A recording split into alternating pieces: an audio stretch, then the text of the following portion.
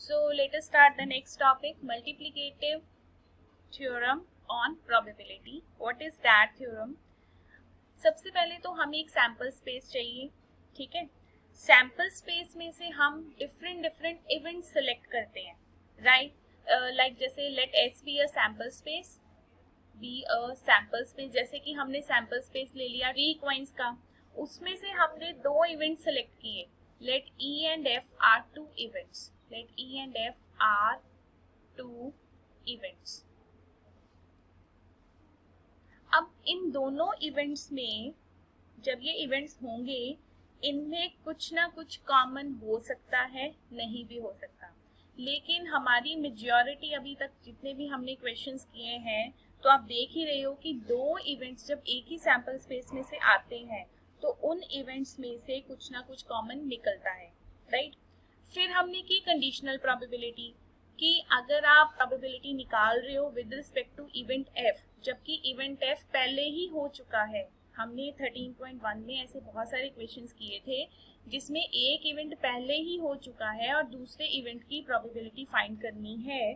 तो उसके लिए हमने ये फॉर्मूला यूज किया था कि probability of A intersection F upon probability of F where 0, right. लेकिन जो रिलेटिव थ्योरम है, अगर आपको याद होगा कि जब मैंने आपको सेट थ्योरी करवाई थी, सेट थ्योरी में क्या होता है कि जब हम इंटरसेक्शन लेते हैं, इंटरसेक्शन का मतलब है कि हम कुछ कॉमन उठा रहे हैं। तो अगर आपको याद हो, हमारे पास वर्ड यूज होता है एंड, और एंड के लिए हम करते हैं मल्टीप्लाई और के लिए हम यूज करते हैं प्लस। जबकि और का मीनिंग होता है यूनियन एंड का मतलब इंटरसेक्शन, राइट। तो ये भी कहीं ना कहीं वहीं पर बेस्ड है, क्योंकि आपने मल्टीप्लिकेटिव थ्योरम निकालनी है कि अगर आपके पास 2 इवेंट्स हैं और उन इवेंट्स की जो कॉमन प्रोबेबिलिटी है, क्योंकि मल्टीप्लिकेशन कब आएगी? मल्टीप्लिकेशन तभी आएगी जब आपको कुछ कॉमन मिलेगा, जब आपके पास इंटरसेक्शन होगी, राइट। तो जब आपके पास कुछ कॉमन होगा तब हम क्या निकालेंगे? Multiplication theorem. और ये थ्योरम है क्या कि फर्स्ट ऑफ ऑल हमारी जो प्रोबेबिलिटी बिगिनिंग से चल रही है वो कौन सी है? कंडीशनल प्रोबेबिलिटी, जिसमें एक इवेंट ऑलरेडी हो चुका होता है और दूसरे इवेंट की हमें प्रोबेबिलिटी फाइंड करनी है। तो हमने सबसे पहले कंडीशनल प्रोबेबिलिटी का फॉर्मूला लिखा। इसी फॉर्मूले को मैं रीराइट कर रही हूँ, देखो इसी फॉर्मूले को रीराइट कर रहे हैं। तो probability of E intersection F किसके इक्वल आ जाएगा? Probability of F into probability of E upon F. देखो इसी को हमने क्रॉस मल्टीप्लाई किया, राइट, इसी को हमने क्रॉस मल्टीप्लाई किया है।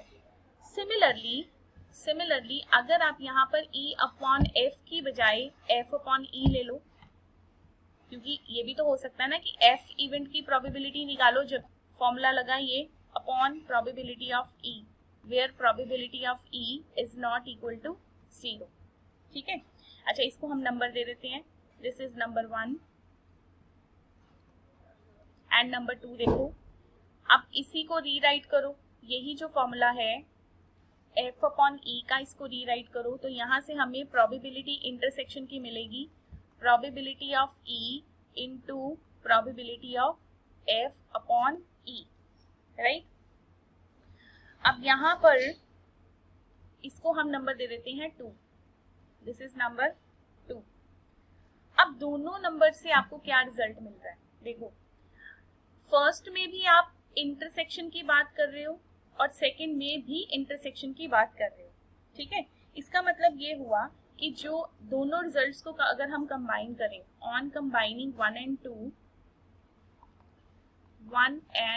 ई इंटरसेक्शन एफ किसके इक्वल हो सकती है? It can be equal to E into probability of F upon E. देखो अगर आप ई पहले को सेकेंड टाइम डिनोमिनेटर में लिखना है, सिमिलरली अगर आप यहाँ पर एफ पहले लिख रहे हो तो सेकंड में जो कंडीशन होगी वो आपकी एफ के ऊपर होगी, F is your condition.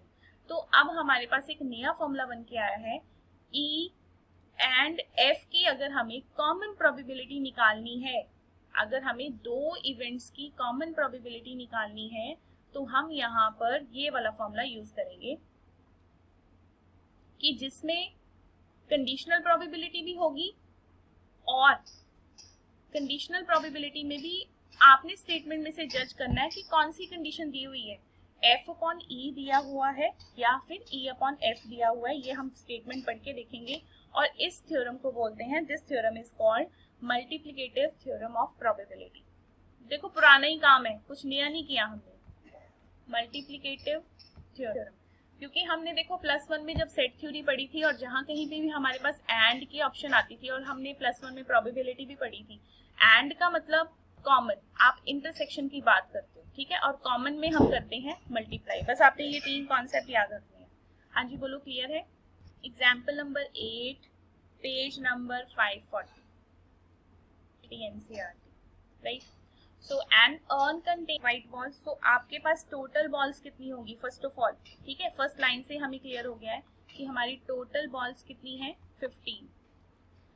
2 balls are drawn from urn one after another without replacement। मतलब अगर एक बार हमने बॉल निकाल ली है उसको दोबारा से ऐड नहीं करना, ठीक है, without replacement. What is the probability that the balls are black? अब देखो बेटा, आपने 2 बॉल्स निकालनी है, ठीक है, हमने यहाँ पर 2 बॉल्स निकालनी है। अब भी आप इस अर्न में से 2 बॉल्स निकालोगे जिसमें आपके पास 10 तो ब्लैक बॉल्स हैं और 5 हैं आपके पास व्हाइट बॉल्स। एक मिनट, हमारे पास 10 ब्लैक हैं एंड 5 हमारे पास व्हाइट है, ठीक है। अब देखो बेटा, जब आपने फर्स्ट बॉल निकालनी है, इस क्वेश्चन को करने का ना, मैं इसको 10th 11th की तरह भी कर सकती हूँ अगर मैं इसमें मल्टीप्लिकेटिव थ्योरम ना लगाऊं, क्योंकि मुझे लग रहा है कि उससे कॉम्प्लिकेटेड नहीं हो जाएगा। देखो मल्टीप्लिकेटिव थ्योरम क्या कह रही है, वो कह रही है कि पहले आप ब्लैक बॉल निकालोगी, जबकि एक ब्लैक बॉल आप ऑलरेडी निकाल चुके हो। ये मल्टीप्लिकेटिव, ये हमारी जो कंडीशनल प्रोबेबिलिटी है, जो हमारी मल्टीप्लिकेटिव थ्योरम है, वो ये करना, हम ऐसा कुछ बना के क्वेश्चन करेंगे। लेकिन मुझे जो दिखाई दे रहा है कि ये क्वेश्चन मेरा डायरेक्ट भी हो सकता है, वही मैं आपको बोल रही हूँ ना, क्वेश्चन टू क्वेश्चन वेरी करता है। कई बार हमारा दिमाग सीधा चल जाता है, जैसे हम 10th 11th में क्वेश्चन करते हैं, हमें कंडीशंस की जरूरत नहीं पड़ती, क्योंकि यहाँ पर वो कह रहा है कि 2 बॉल्स निकालनी है आपने 2 बॉल्स निकालनी है, जिसमें से जब आप एक बॉल निकालोगे तो उसको रिप्लेस नहीं करना, उसको दोबारा से उस बैग में या अर्न में नहीं रखोगे, ठीक है। तो मैं इस क्वेश्चन को ना सीधा सीधा करने लगी हूँ। देखो, मुझे प्रोबेबिलिटी निकालनी है black ball and black ball, क्योंकि और दोनों बॉल्स चाहिए। What is the probability of both? हमें दोनों बॉल चाहिए। तो देखो बेटा, जब भी आपके पास एंड है, एंड का मतलब क्या है बोलो, एंड का मल्टीप्लाई, एंड का मतलब कर दो मल्टीप्लाई। लेकिन कंडीशन एक यहाँ पर प्रॉब्लम ये है कि वो कह रहा है विदाउट रिप्लेसमेंट होना चाहिए। देखो बेटा, जब हम फर्स्ट ब्लैक बॉल निकालेंगे, क्या आएगी प्रोबेबिलिटी बताओ? आपके पास एक बैग है, उसमें से एक ब्लैक बॉल निकालनी है, क्या आएगी probability? Favourable upon total, 1 upon 1। No no no no no, नहीं बेटा, टोटल बॉल्स तो आपकी 15 है, 15, हाँ वही 11th क्लास में 10C1 अपॉन 15C1 याद है, कॉम्बिनेशन से किया था हमने, ठीक है, वही आएगा अपॉन 15, क्योंकि इस 10 बॉल्स में से आप कोई भी एक ब्लैक बॉल निकाल सकते हो। टोटल आपके पास बॉल्स हैं 15, ठीक है। अब देखो, एक बॉल तो आप निकाल चुके हो ऑलरेडी, एक बॉल आप ऑलरेडी निकाल चुके हो, अब रिमेनिंग ब्लैक बॉल्स कितनी बची बोलो? 9 एंड टोटल कितनी बची? 40। So this is your answer.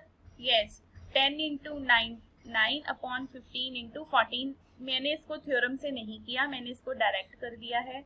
तो अब हम क्वेश्चन देखेंगे, थ्योरम से करना है या डायरेक्ट करना है। जो डायरेक्ट हो रहा है डायरेक्ट करो, क्यों इतना दिमाग लगाना, ठीक है।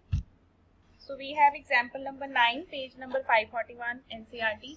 3 cards are drawn successively without replacement from a pack of 52 cards. What is the probability that first 2 cards are king and the third card is ace? तो सबसे पहले बेटा लिख लो क्या फाइंड करना है। First 2 cards are king and the third card is ace। तीनों ही हमें चाहिए, तीनों ही चाहिए, और तीनों में जो वर्ड यूज होगा वो कौन सा यूज होगा? एंड का, राइट। और सेकेंड थिंग कि आपके पास जो है सिलेक्शन वो है विदाउट रिप्लेसमेंट, कि जो एक कार्ड निकाल चुकी हो उस कार्ड को दोबारा से मिक्स नहीं करना है, राइट। तो देखो, प्रोबेबिलिटी ऑफ किंग बोलो क्या आएगी? किंग की प्रोबेबिलिटी, अरे आप किंग कितने होते हैं, किंग कितने होते हैं, किंग 3 क्यों आएगा बेटा, 4/52, हाँ किंग हमारे पास होते हैं 4, ठीक है। अब देखो, अच्छा यहाँ पर सॉरी 1 सेकेंड मिस्टेक होगी, बना दो फिर मैं आ जाऊंगी। हाँ जी देखो यहाँ पर हम लिखेंगे मल्टीप्लाई, एंड है तो मल्टीप्लाई, तो फर्स्ट ऑफ ऑल हमारी जो किंग कार्ड की प्रोबेबिलिटी है वो कितनी आएगी 4/52, राइट। उसके बाद देखो फिर वो कह रहा है कि किंग निकालो, जबकि एक किंग तो आप ऑलरेडी निकाल चुके हो। देखो बेटा k बाई क्या है, एक किंग आपका ऑलरेडी निकल चुका है, तो अब आपके पास कितनी प्रोबेबिलिटी आएगी बोलो, अरे आप 3/51, यस, क्योंकि एक किंग आप निकाल चुके हो, हमारे पास रिमेनिंग बचे 3 और टोटल में भी हमारे पास रिमेनिंग बचे 51।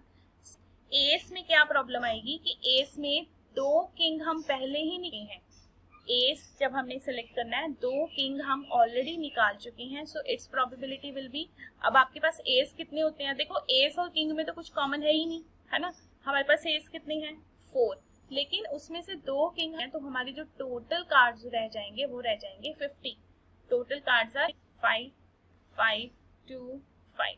आंसर आपने ऐसे फ्रैक्शन में देना है, डेसिमल में नहीं देना। So independent events are those events, first of all we are to take one sample space, उस sample space में से हमने 2 events select किए, E and F are the probability of occurrence of one of them is not affected by the occurrence of E। probability निकाल कर F को कोई फर्क ना पड़े और F की probability निकाल कर E को कोई फर्क ना पड़े, राइट। तो यहाँ पर क्या होगा कि जो हमारी जैसे अगर हम एक एग्जाम्पल देखें सबसे पहले, सो इंडिपेंडेंट इवेंट्स की एग्जांपल क्या है, first of all I am taking 52 cards, right. इसमें जो मेरा ई इवेंट है, ई इवेंट मैंने लिया स्पीड है, एफ इवेंट हमने लिया है, कार्ड हमारा क्या है एक्स, राइट। तो अगर हम इनकी प्रोबेबिलिटी फाइंड करें कि ई की प्रोबेबिलिटी क्या आएगी, बताओ स्पेड की प्रोबेबिलिटी, यस बोलो, yes 13/52, that is 1/4। f की प्रोबेबिलिटी, हाँ एस हमारे पास 4 होते हैं, 4/52, that is 1/13, ठीक है। अब वो कह रहे हैं कि e की अकरेंस से f को कोई फर्क ना पड़े और f की अकरेंस से अगर e को कोई फर्क ना पड़े तो हम कहेंगे कि हमारे जो इवेंट्स हैं वो इंडिपेंडेंट इवेंट्स हैं। अकरेंस मतलब उसके होने से, ठीक है। तो अब देखो स्पेड और एस में कुछ ना कुछ कॉमन तो होगा ही, बताओ क्या कॉमन होगा, ई और एफ में कुछ कॉमन है बोलो, एस, कौन सा, ace of spade, ace of spade ये कॉमन है। तो अगर हम इसकी प्रोबेबिलिटी निकाल लें बस 1/52, it's probability according of E upon F, what does it mean, E upon F का मतलब ये है कि F ऑलरेडी हो चुका है, E की प्रोबेबिलिटी निकालो, इसका मतलब ये है कि एस कार्ड तो हम पहले ही निकाल चुके हैं, एस कार्ड हम पहले ही निकाल चुके हैं, अब हमें ऐसा कार्ड दो जो उसमें से स्पेड होगा, ठीक है, इसका मतलब यही है। तो हम इसको फॉर्मूले से करते हैं कि probability of E upon F upon probability of F, तो देखो आंसर क्या आ रहा है, E अपॉन एफ की प्रोबेबिलिटी 1/52 और एफ की प्रोबेबिलिटी 4/52, मैं कटिंग नहीं कर रही हूँ, आंसर इज 1/4, ठीक है। अब देखते हैं E अपॉन एफ का मतलब क्या है कि E ऑलरेडी हो चुका है, F की प्रोबेबिलिटी निकालो, राइट। हाँ E अपॉन एफ का आंसर 1/4 है जो कि और F अपॉन E का आंसर है 1/13 जो किसकी प्रोबेबिलिटी है, F की प्रोबेबिलिटी है। इट मीन्स अगर हमारे पास probability of E upon F आके इक्वल, तो हम ये F are independent events, E and F are independent events, right. हाँ जी बोलो, क्लियर है कि एक की प्रोबेबिलिटी, हाँ जी